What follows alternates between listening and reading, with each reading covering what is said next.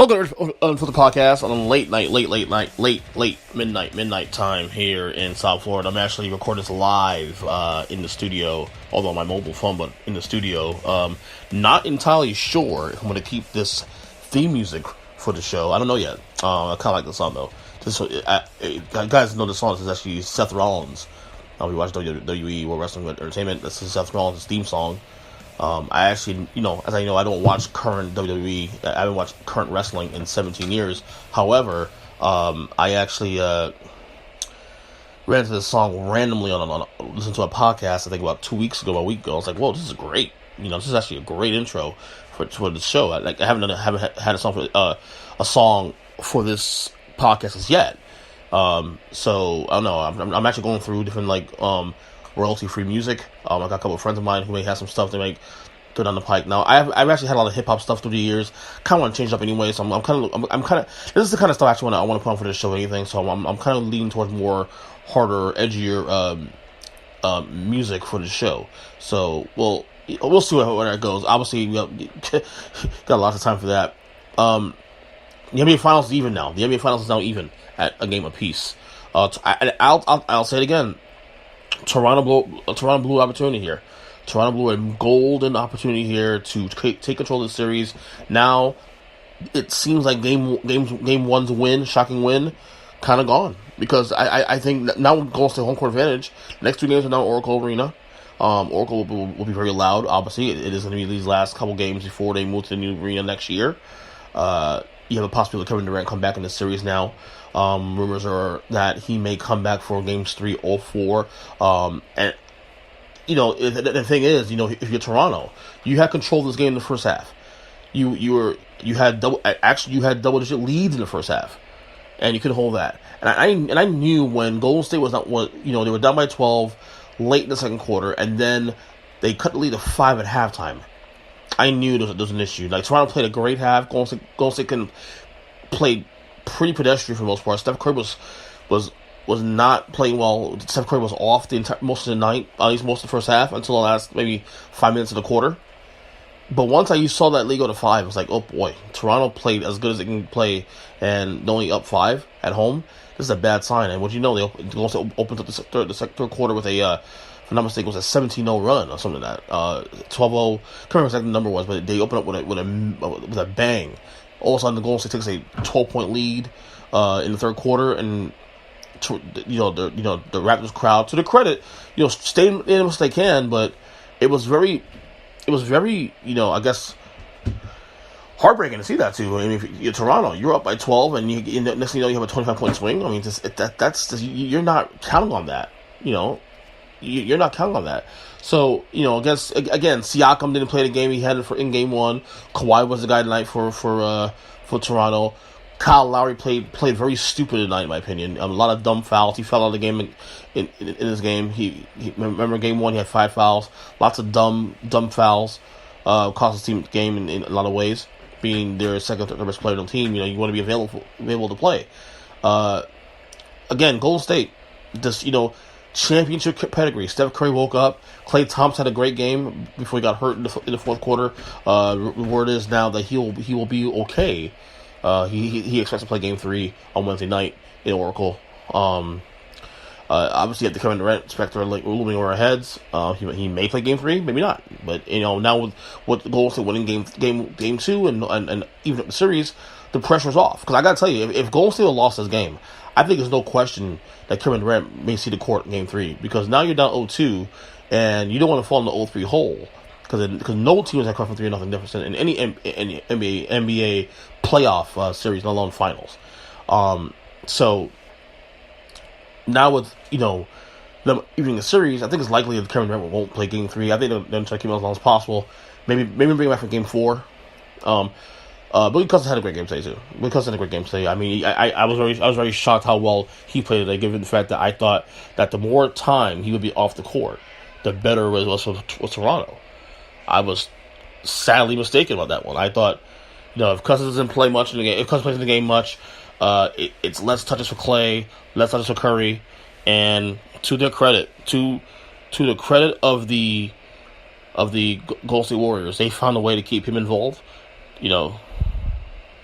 11 points for Cousins. But again, he 10 boards. He was impactful enough in this game. Again, this is a bad loss to Toronto because, again, I said this on this show.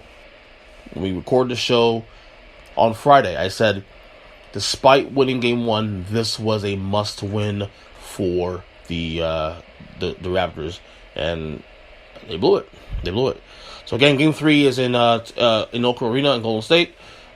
Series tied at 1, and I don't know. We'll see. I mean, one thing is clear, and this we can see is clear, is that Toronto can play with Golden State. They can, but there's so much factors in the series that you have to kind of think about here.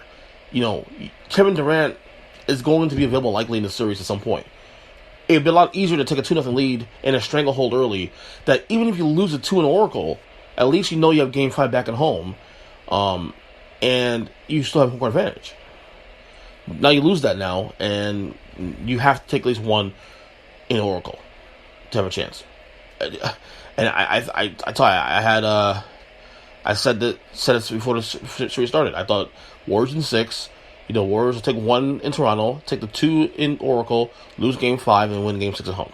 That's how I had it played out. And now, and I mean, obviously we'll see how Game 3 plays out. But this is a bad loss for the Raptors, in my opinion. Bad loss. What else here besides that? Rumors this weekend about Kawhi Leonard and about his future. Rumors are that Kawhi Leonard is strongly considering staying in Toronto on a short-term deal. That actually makes a lot of sense, to be honest with you, considering that he can still get another max contract. In the next couple of years, I can see him signing something similar to Paul George, signing a 3-year deal with a 30-year, 2-year deal with a 3-year option, something to that effect. And look, I think what he sees here is that Toronto has something here. The Raptors have something building here, and I think what he sees here is the fact that he can still be a championship competitor, right now in the short term, and cash out again. I think he'll get a max deal for two years. I think he'll sign a 3-year deal, 2 years, with a one year player option on the third year. I think the only other option I think he's going to consider is the Clippers. But I think the more the Raptors win the series, the more games the Raptors win, increases the chances of Kawhi staying here in Toronto. So we'll see how that plays out. Let me see here. The Houston Rockets are starting. We have the Lakers who've long, unwinded. The Lakers have long, should I say, had their issues and the drama fest, if you will. Now the Houston Rockets are the next team now in line. As you know, they lose Game 6 to Golden State in the second round of the playoffs. Chris Paul did not play well in the last couple of games of the playoffs, and that's with Kevin Durant missing the last game and a half, or game and a quarter of the series. Now you have, talks about the Rockets considering wanting to trade Chris Paul. Let me tell you right now, that is an untradeable contract. I've heard that. And by the way, there's a lot of misleading articles out there about the Rockets and Chris Paul and what may happen in actual interest in Chris Paul. Like teams like the Heat supposed to be interested in Chris Paul. Which, by the way, if Pat Riley actually trades Chris Paul, I would honestly, I would say, retire. Just go, because at that point, now you're being silly. Now you're being silly. There's no way that any team should be trading for Chris Paul right now at this point. Not because he's not a good player, because he's still a solid player, although he's now past his prime. But that contract is horrible. That contract now is horrendous. You'll be paying that guy over $40 million a year in about 2 years. And I said, if the Rockets want to pay this guy this kind of money, their window was literally 2 years. And Chris Paul this year couldn't stay healthy either on top of that. Now also you have Mike D'Antoni in the Rockets. They were negotiating. They also were negotiating an extension, and that's off the table now. Mike D'Antoni want to play up his contract.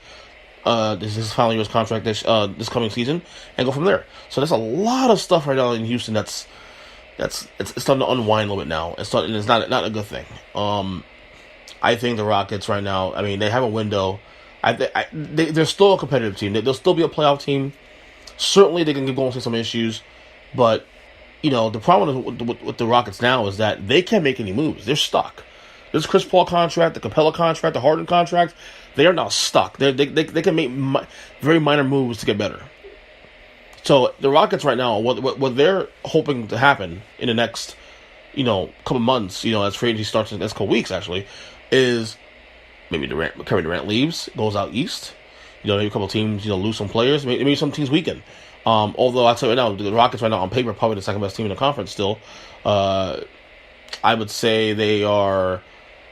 I would still think they're better than Portland. I still think they're better. I think they can play with Denver, obviously.